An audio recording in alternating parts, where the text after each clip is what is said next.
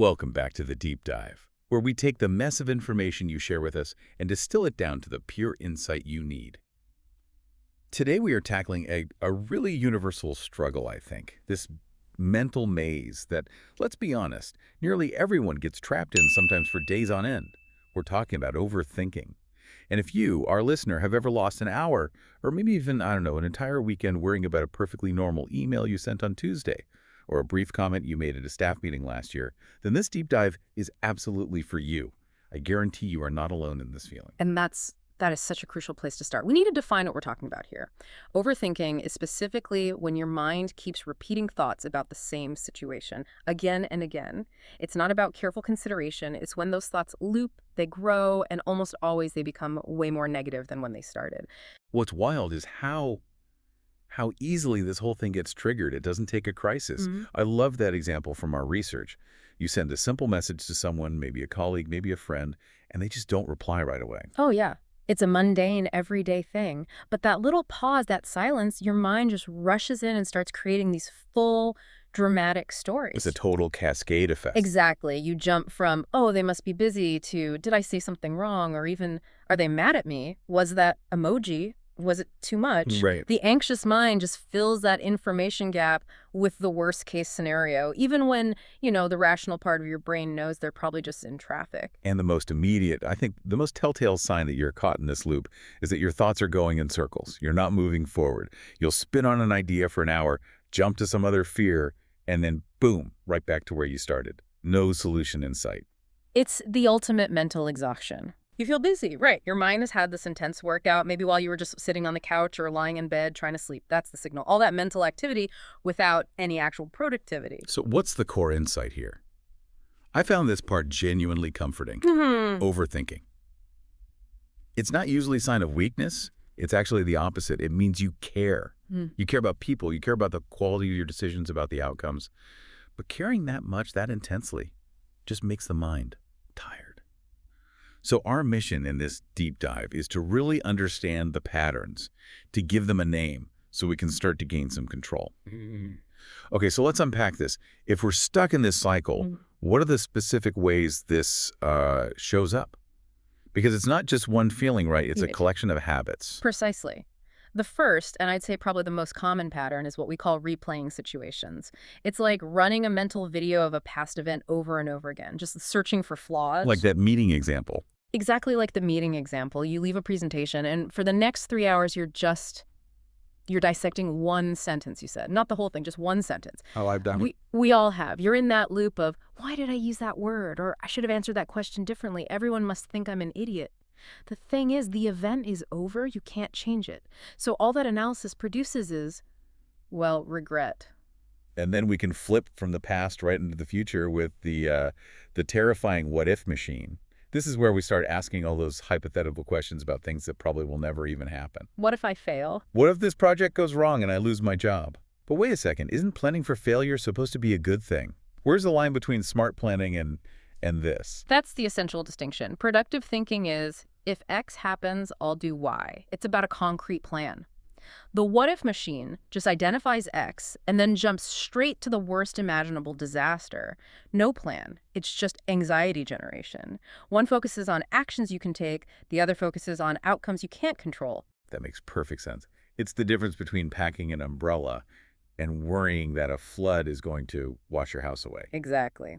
Another pattern is more of a physical sensation, really. The racing mind. It's that feeling that your thoughts are moving so fast you can't catch them, they won't slow down. This is the one that so often happens at night, right? You're trying to sleep, but your brain is just, aggressively jumping from topic to topic with no resolution. The sources also point to a couple of other habits that focus on decisions. First one is second guessing. This is the loop that starts after you've already made a choice. You picked a new job, you signed the lease on an apartment. But then your mind just keeps circling back, asking if the other choice would have been better. It's just wasted energy.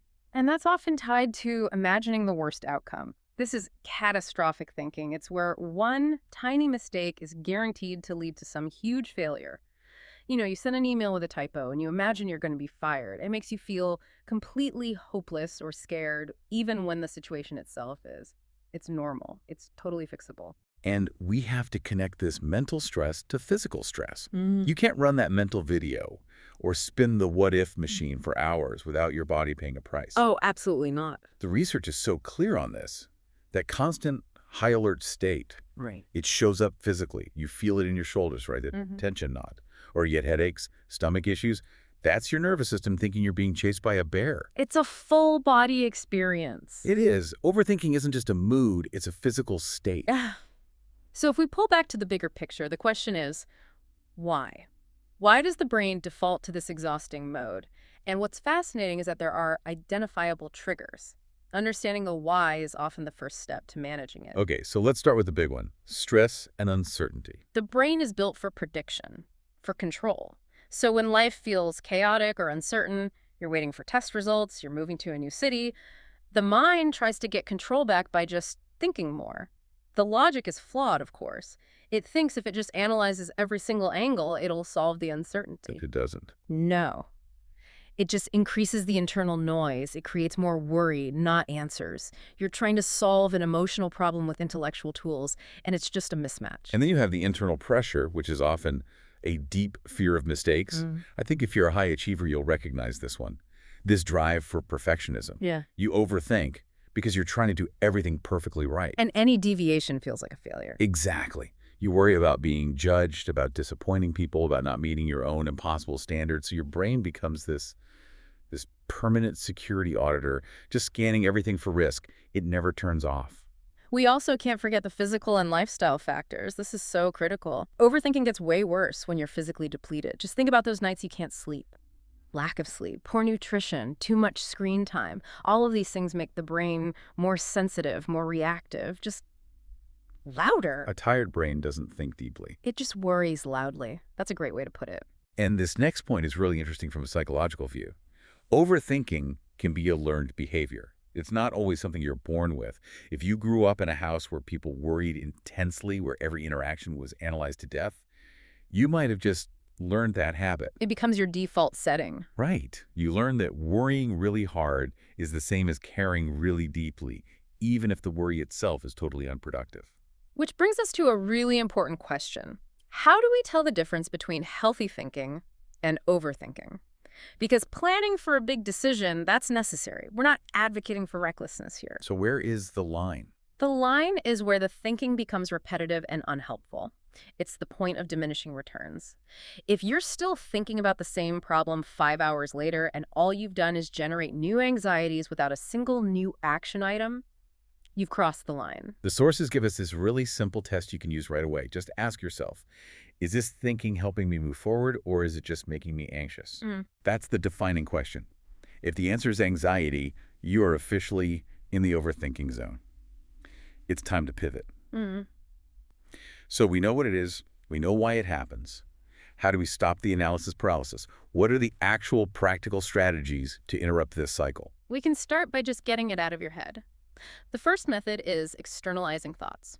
Write them down. When your mind feels crowded and those thoughts are spinning, putting them on paper forces them into a linear order.